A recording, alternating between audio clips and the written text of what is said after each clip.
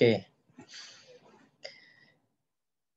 Jadi saya ulangi ya, untuk collect sampel ini jadi pengambilan data material-materialnya itu kalau kita ada rumah loggingnya atau rumah mat loggernya itu biasanya sudah ada mikroskop, ada porsimeter. Nah, itu ketika itu biasanya di satu paket yang remote area jauh dari kantor. Tapi kalau misalkan kita melakukan pemboran di Sidoarjo misalkan. Nah, Sidoarjo itu kan dekat dengan Surabaya. Nah, biasanya kalau seperti itu mereka tidak membawa semua alat lengkap, jadi hanya yang alat dibutuhkan di sana. Untuk analisis detailnya langsung dikirimkan sampelnya ke kantor ke Surabaya. Seperti itu. Tapi kalau memang jauh, kalau misalkan di kepulauan, di Aru, atau misalnya lepas pantai, ya semua alat harus komplit di situ. Sehingga ketika melakukan uji tidak perlu menunggu pengiriman sampel yang terlalu jauh.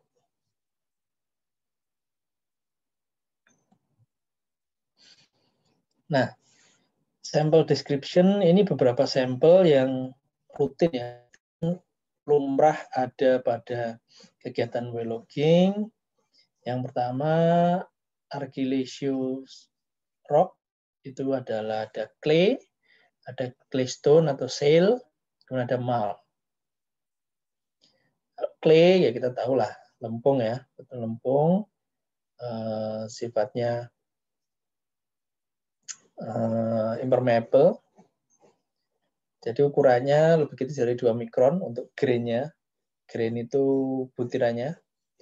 Kemudian tipenya dia bisa mengembang. Jadi bisa mengalami proses swelling.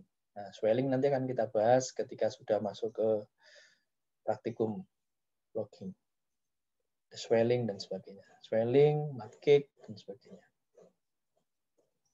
Jadi dari sekarang kita ingatkan bahwa kalau clay itu adalah penyebab swelling atau mengembangnya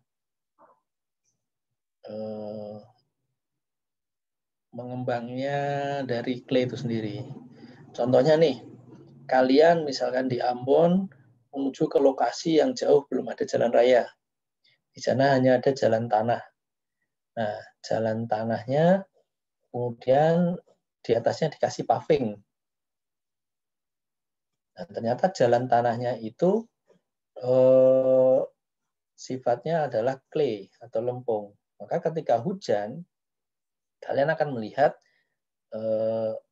ada yang cekung, ada yang mengembang ke atas, jadi kayak bergelombang-bergelombang. Nah, itu ciri khas dari clay, dia bisa mengembang kalau kena air.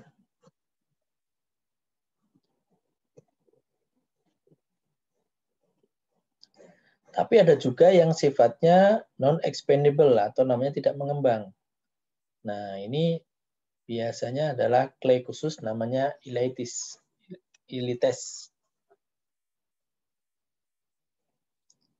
Jadi ini khusus, tapi rata-rata untuk clay itu dia pasti mengembang. Kemudian shale atau claystone. Shale ini dia adalah perubahan dari clay sebenarnya. Clay berubah, dia lebih kompak. Jadi lebih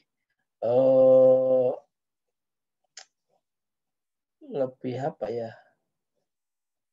Lebih tight. Lebih tight itu dia mudah patah. Kalau clay kan lentur ya. Kalau shale itu dia lebih mudah patah.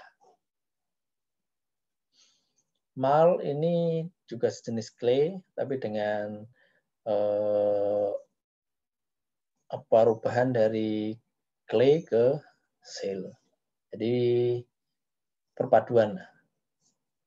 Kemudian arenaceous rock. Nah, ini biasanya adalah siltstone dan sandstone. Nah, siltstone ini adalah dia, kalau orang nyebutnya itu kuarsa. Jadi batuan clay, tapi dia sudah tersusupi atau terinfiltrasi oleh batuan kuarsa. Jadi ya semacam gabungan antara clay dan sandstone. Nah, itu siltstone. Kemudian sandstone itu sendiri, ini ya batu pasir. Batu pasir, kalau kalian lihat pasir, kalau kalian bayangkan pasir itu seperti di pantai, ya seperti itu. Tapi kalau batu pasir, sandstone, ya sifatnya kompak, ya sudah mengalami sementasi. Jadi sudah terbentuk perlapisan, jadi nggak apa namanya, nggak terurai seperti di pasir di pantai, tapi dia lebih apa ya, tersementasi lah, ter apa ya namanya ya, sudah terikat. Sudah terikat. Nah, apakah dia bisa menjadi kecil-kecil lagi? Ya bisa. Jadi ketika dia bentuknya batu seperti ini, kalian patah-patahkan atau gesek-gesekan, dia akan berperilaku seperti pasir.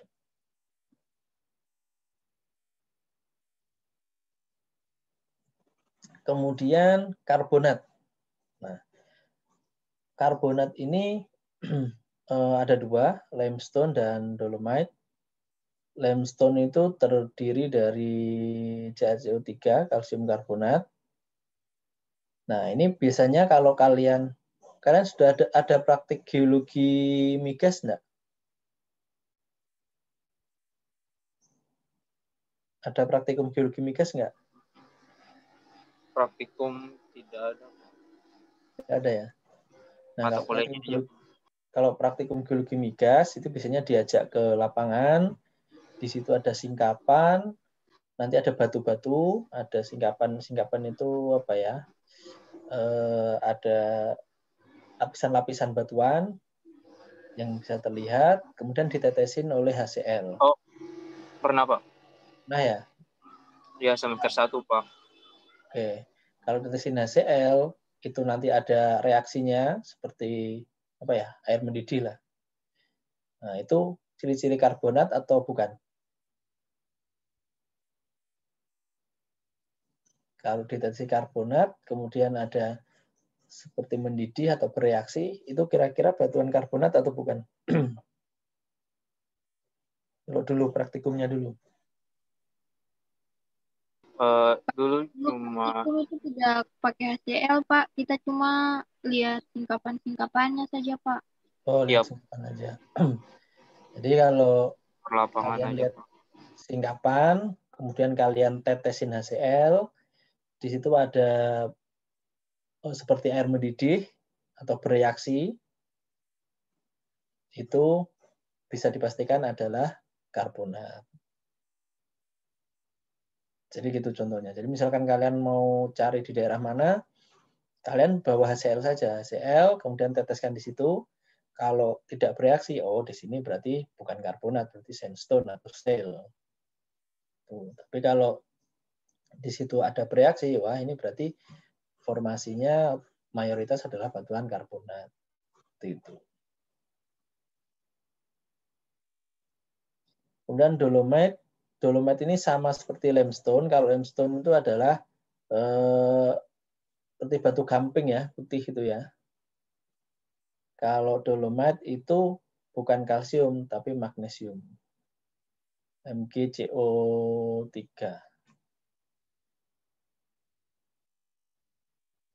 Kemudian evaporites. Nah, kita jelaskan kemarin yang evaporites di pertemuan kedua atau ke-1 ya. Evaporites ini adalah batuan-batuan dari kegiatan evaporasi, erosi, dan sebagainya, yaitu kalsium. Yang pertama, anhidrite, itu kalsium sulfat atau gypsum. Bentuknya putih, tipis, dan lembut sekali. Kemudian halit, ini adalah rock salt atau kubah garam. Ini sodium chloride.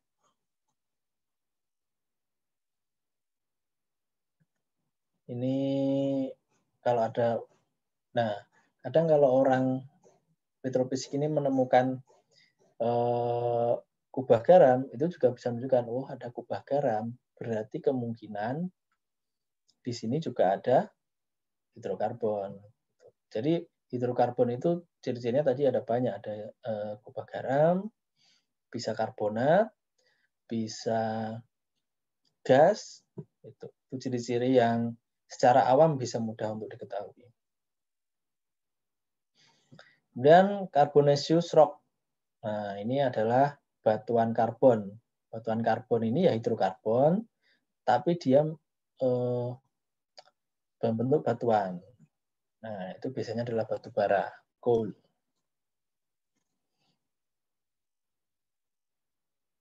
Kemudian aksesori mineral. Nah, ini ada pirit. Pirit itu besi sulfit.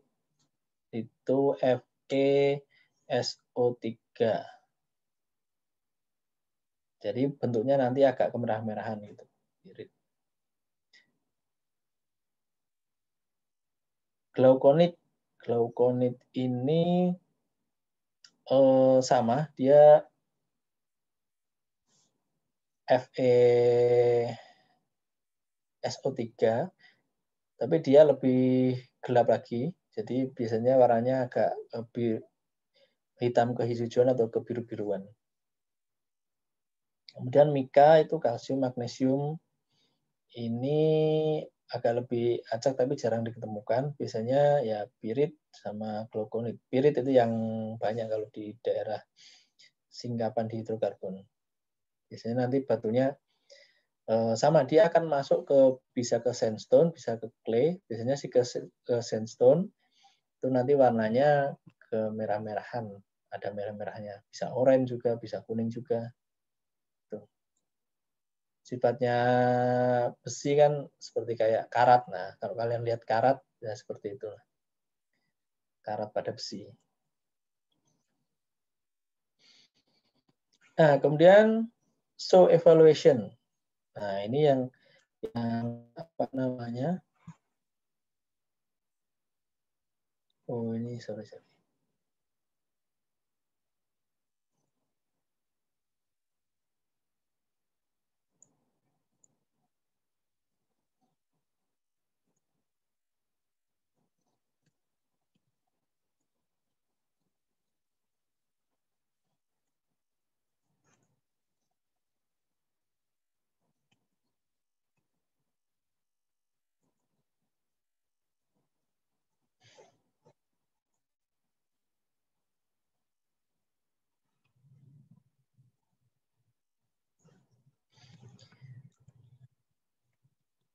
Show evaluation. Jadi di sini bagaimana ketika sudah dievaluasi, bagaimana kita sebagai mat logger ini memberikan informasi itu kepada engineer-engineer yang lain. Jadi analisisnya ini untuk show evaluation itu komplit sekali.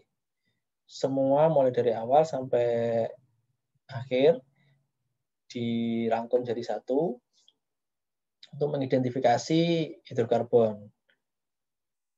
Oh, di sini ada hidrokarbon. Kalau sudah ada hidrokarbon, apalagi informasi yang kamu berikan? Kedalamannya sekian. Oke, sudah dapat kedalaman. Terus apalagi informasi yang akan bisa kalian share kepada saya?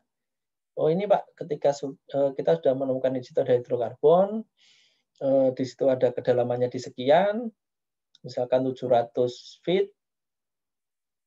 Kemudian kita juga mengetahui ketebalannya, Pak. Ketebalannya itu misalkan 10 feet atau 15 feet. Itu. Kemudian kita tahu bahwa formasinya ini sangat bagus, Pak. Porositasnya sekian, permeabilitasnya sekian. Sehingga bisa kita pastikan reservoir ini sangat bagus. Nah, ketika reservoir ini sangat bagus, maka kita memberikan rekomendasi untuk dilanjutkan ke proses selanjutnya, yaitu identifikasi atau penentuan reserve atau cadangan dengan menggunakan alat logging. Alat logging itu survey logging atau sensor logging seperti gamma ray, resistivity, kemudian resistivity, kemudian densitas, dan sebagainya. Nah, kalau kita ngomong hidrokarbon, pasti ada dua nih. Ada gas, ada minyak. Nah, gas itu kalau saya sebagai orang math logger itu sangat sulit untuk diidentifikasi. Sangat sulit. Lebih mudah kita menentukan minyak. Jadi minyak itu lebih mudah kita analisis. Jadi kalau kalian nanti misalkan bekerja sebagai math logger, diminta untuk mengevaluasi sumur gas, itu effortnya atau usahanya itu 2 kali lipat dari mengidentifikasi sumur minyak. Karena gas itu karakteristiknya sangat unik sekali. Dia fluida, tapi compressible, dan karakteristiknya sulit untuk kita amati. Kalau fluida kan konduktivitasnya tinggi, jadi dia bisa mengantarkan arus listrik. Tapi kalau gas, dia resistivitasnya tinggi. Nah, padahal sama-sama fluida. Nah, itu yang sulit. Nanti kita akan bahas di pertemuan selanjutnya.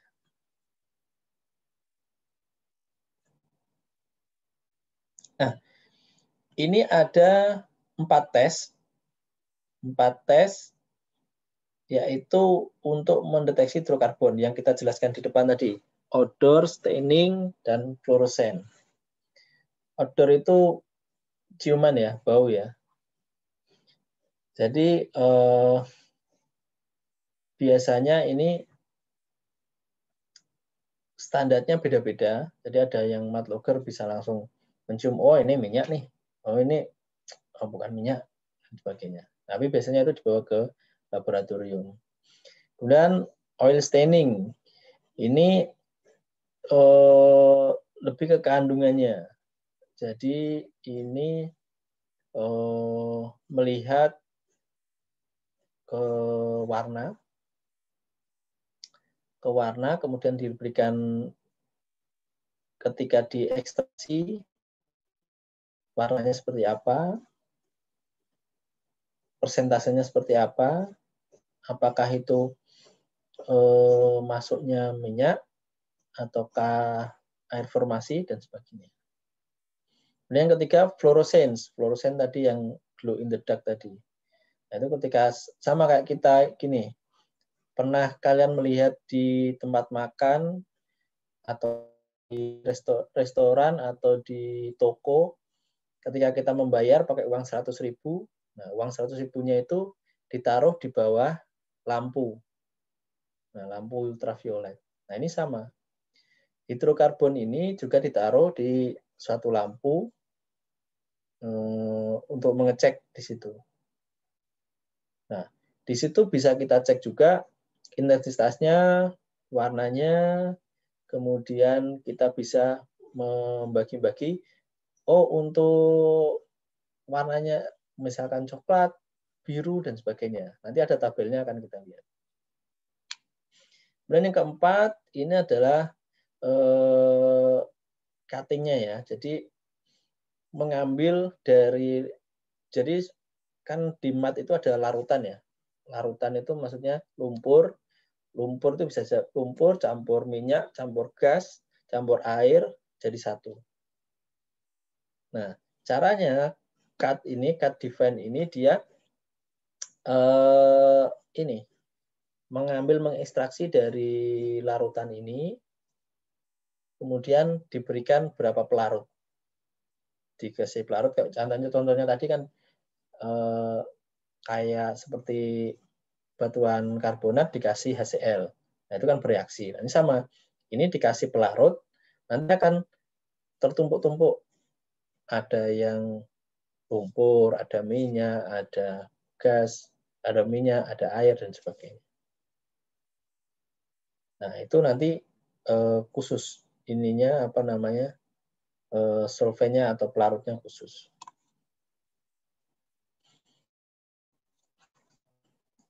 Nah, ini contoh nih ya, mineral dolomit nih. Kalau pakai fluorescent color, dolomit itu warnanya kuning. Kalau magnesian limestone, dolomit ya, dolomit itu magnesian limestone, kuning. Kuning ke arah kecoklatan bisa menjadi coklat gelap. Aragonite Calcareous mudstone ini kuning ke putih-putihan. Chalky limestone purple ungu.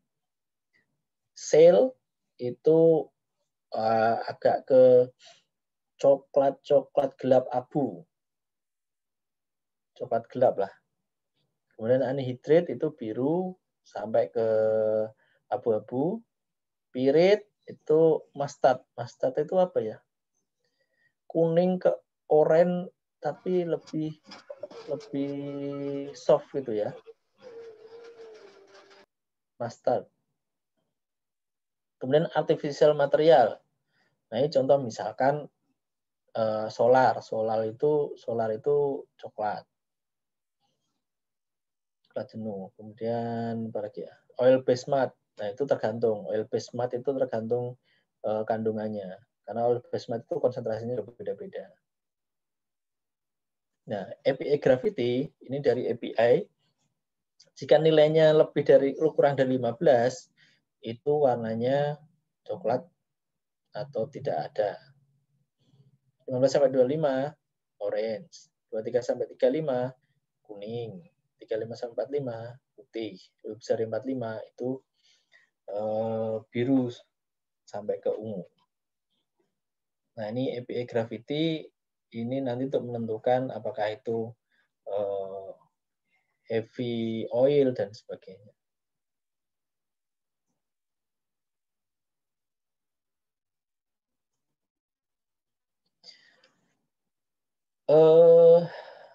Untuk identifikasi baik minyak maupun gas juga dibutuhkan untuk diidentifikasi. Jadi bukan hanya wah paling mudah itu identifikasi minyak, gasnya dilupakan aja lah. Nah, nggak bisa. Jadi sebagai seorang kita engineer, kita harus ya semua yang ada di situ kita paparkan, kita sampaikan. Jadi gas itu karakteristiknya itu bisa kita lihat dari tadi ya, dari jumlah gasnya, detection gasnya, atau dari gas kromatografi analisis, itu gasnya apa saja. Kemudian kalau minyak itu bisa kita lihat dari tanda-tanda dari permukaan. Dari permukaan itu ketika lumpurnya ke permukaan, itu biasanya sudah bisa kita lihat analisis nih. Dari tadi baunya seperti apa, kemudian karakteristiknya dia dengan air seperti apa, itu biasanya lebih mudah terlihat kalau minyak. Kemudian fluoresen, nah tadi diambil sampelnya, kemudian dicek di laboratorium, itu minyak atau enggak. Yang ketiga, peningkatan gasnya. Jadi gas tadi yang gasnya banyak, itu juga salah satu tanda ketika gasnya itu besar, itu kemungkinan di situ juga ada minyak. Seperti itu.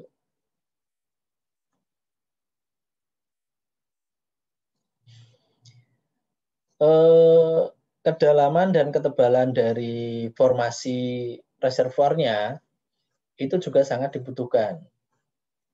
Jadi itu adalah yang dicari investor. Oh, kedalamannya berapa sih? Oh, ketebalannya berapa? Jadi investor itu bisa melihat kedalamannya 1000 feet. 1000 feet, ketebalannya sekian. Kalau saya investasikan, saya ngebornya dengan sekian, hasilnya sekian. Ekonomis nggak nih? Oh, ternyata ekonomis. Oke, lanjutkan. Ternyata tidak ekonomis, ya sudah. Biar dikerjakan yang lain saja. Nah, bisa seperti itu. Nah, selain ini tadi, melihat dari bau, kemudian warna, kemudian fluoresen, kemudian dari solvennya, ini kita juga tidak bisa lepas dari porosity atau porositas. Jadi pokoknya orang logging itu yang dicari itu adalah porositas, permeabilitas. Porositas itu adalah kemampuan batuan untuk menyerap fluida atau menampung fluida. Kalau permeabilitas itu kemampuan batuan untuk melewatkan fluida. Gitu. Kalau batu itu permeable, itu pasti punya porositas. Tapi kalau punya porositas, belum tentu permeable. Itu ya, diingat-ingat ya. Kalau batuannya itu permeable, itu pasti ada porositasnya. Tapi kalau ada porositasnya, belum tentu permeable.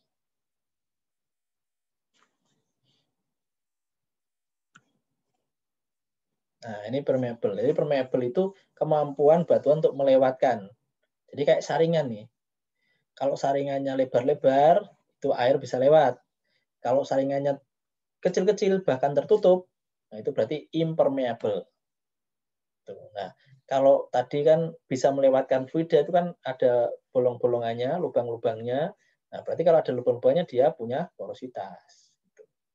Kalau dia tertutup, impermeable, berarti dia tidak punya porositas.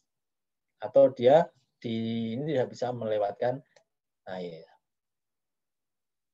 Jadi, kalau permeabilitas, dia permeable, pasti yakin 100% dia memiliki porositas. Tapi kalau memiliki porositas, belum tentu dia permeable.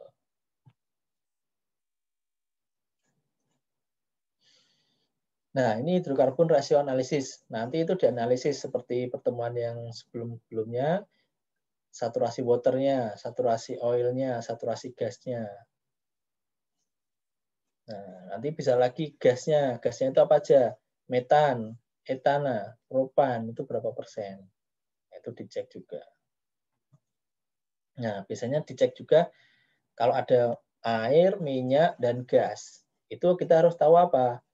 Oil water contact, water gas contact-nya.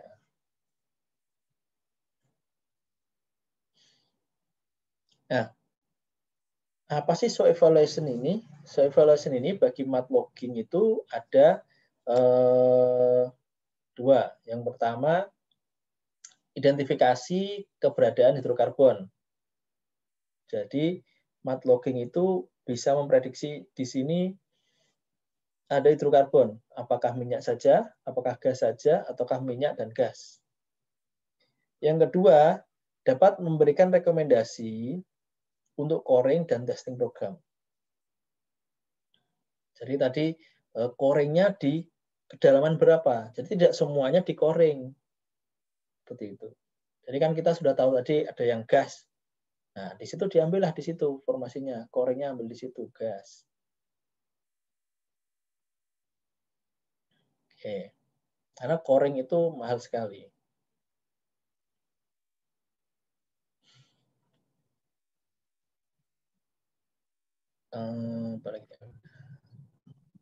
Nah, ini complete application-nya, aplikasi komplitnya.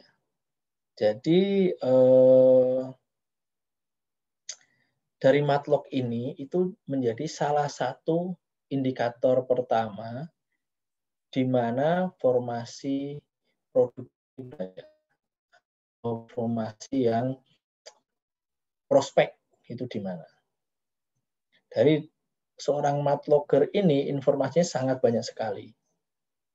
Jadi informasi-informasi ini dapat digunakan oleh nanti petrofisik, oleh nanti drilling engineer, oleh nanti reservoir engineer, bahkan sampai ke production engineer.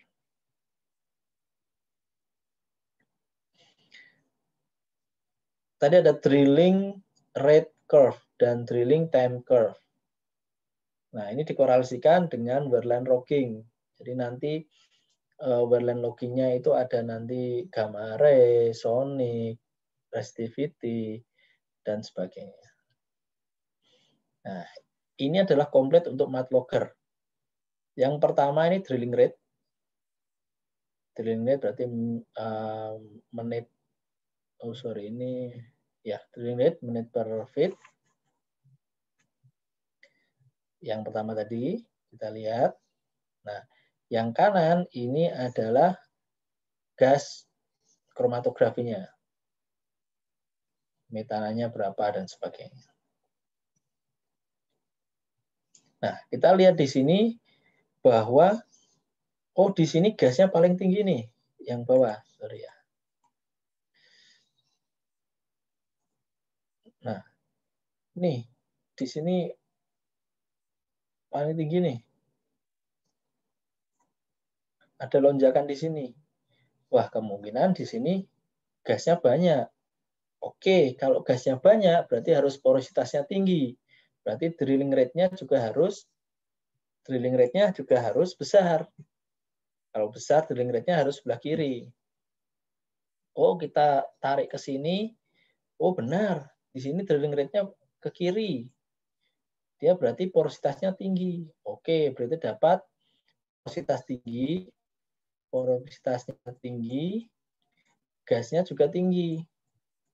Nah, berarti kita asumsikan di sini ini adalah gas. Nah, di keberapa nih? Ini kalau ini berapa nih ya?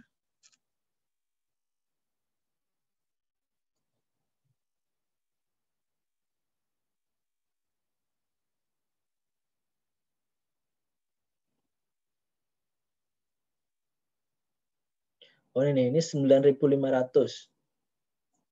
9.500 ini 9.600 berarti kalau ini 20, 40, 60, 80 berarti di sekitar 9, 5, 80 ini 9580 sampai ke sekitar 9590. 9590. Ini adalah prospek dari hidrokarbon yang kita usulkan. Jadi di sini ini kami lihat ada prospek untuk hidrokarbonnya. Tuh. Nah, ini sudah terakhir. Jadi seorang mat logging itu adalah melakukan gambar ini. Biasanya ini sudah computerized. Ini juga sudah computerized. Jadi tinggal melakukan interpretasi ini saja. Ini simple. Kalau di lapangan itu tidak sesimpel ini. Ini data lama, ini tahun berapa nih ya? Ini lama. Ini mungkin sekitar 1980-an mungkin. Nah, kalau zaman sekarang reservoirnya itu tidak semudah seperti ini. Sudah sangat kompleks sekali. Nah, tapi untuk kuliah kita berikan yang mudah untuk dipahami dulu. Jadi ini kalian mudah memahami, nanti diharapkan di tempat kerja kalian bisa lebih expert lagi mengembangkan kemampuannya. Jadi basicnya sudah dapat, terus nanti improvisasi di tempat kerja bisa lebih baik. Oke, nah untuk sesi kedua sudah selesai. Tadi mau saya kasih tugas tapi masih belum selesai. Kita kasih di minggu depan aja. Oke, ada yang ditanyakan? Untuk sesi kedua ini.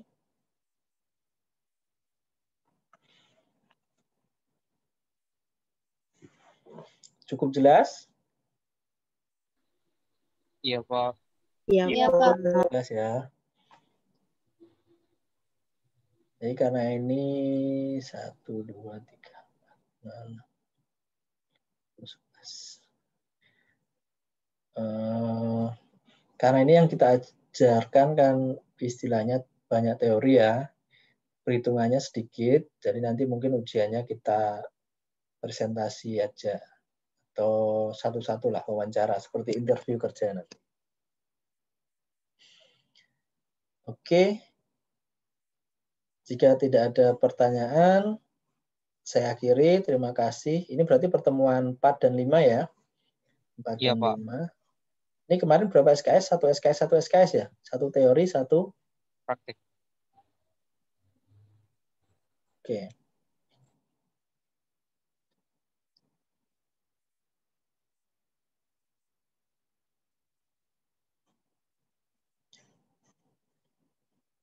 Eh, Berapa kali pertemuan lagi Pak? Baru ujian Pak. ini nanti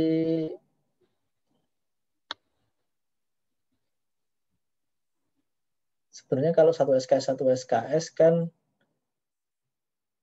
pertemuan ke-5 ini sudah UTS ya. Nanti pertemuan ke-8 kita UAS, habis itu kita bahas untuk praktikumnya.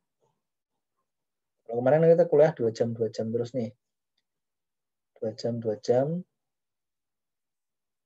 Di minggu depan kita UTS saja. Nanti UTS-nya via Zoom. Kita presentasi aja. Materinya sampai mat logging aja. Mat logging, information evaluation, kemudian overview. Dah, itu aja. Baik Pak. Nanti lanjut. Berarti pertemuannya masih 5, 6, 7, 8. Masih ada 3 bab lagi. Yang ingin saya sampaikan 3 bab lagi itu adalah nanti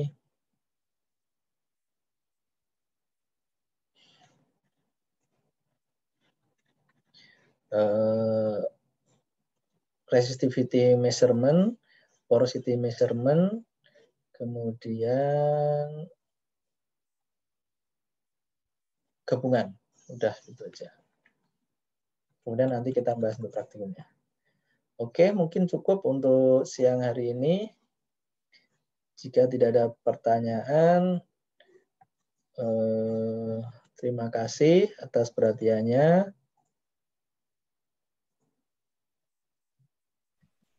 Iya, Pak. Iya, Pak.